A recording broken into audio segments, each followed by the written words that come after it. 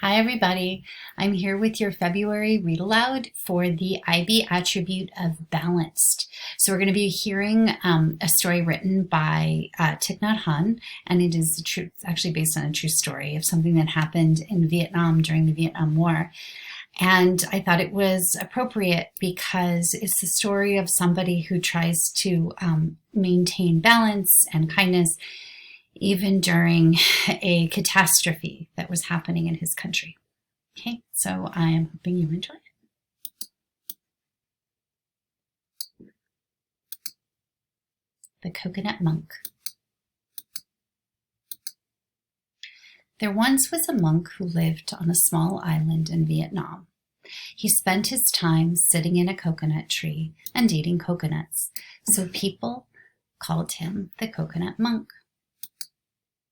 The Coconut Monk had two good friends, a cat and a mouse. Every day they would climb up the coconut tree and play together. The Coconut Monk enjoyed sitting high in the tree with his friends. He would watch the boats going by on the Mekong Delta and listen to the birds sing. The Coconut Monk lived in a time when Vietnam was at war. All the fighting made him very sad. One day he went out walking. While he walked, he collected bits of metal, pieces of bombs and bullets that littered the land. He melted all the pieces and molded them together to make a beautiful bell. He told the pieces of metal, "You have been playing the game of war. Now you can help create peace." Every night before going to sleep, he would strike the bell. Its music echoed out into the night sky. The Coconut Monk decided to go and ask the president to stop the war. He didn't have any belongings, so packing was very easy. He just climbed down the tree and he was ready to go. But the Coconut Monk didn't go alone. His two friends, the cat and the mouse, came along to keep him company. They traveled for many days and nights. Even though the road was rough and the journey long, they stopped often to notice the beauty around them. At night, the monk slept leaning against a tree, and the cat and the mouse slept together in a basket.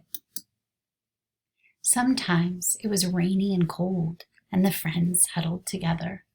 Other times it was warm, and they played in the sunshine. Finally, they reached the presidential palace, a huge white building surrounded by guards. The guards would not let them in. "What can you, a simple monk, have to say to the president?" they demanded. The Coconut Monk held up the basket with the cat and the mouse playing happily together. "I would like all people to live together in peace," he said, "the way my friends, the cat and the mouse, do. Surely our differences are not bigger than theirs." When the guards heard this, they became angry. "You fool!" they shouted and grabbed the monk. They threw him in prison. Because the cat and the mouse wouldn't leave their friend, the guards had to throw them in prison too.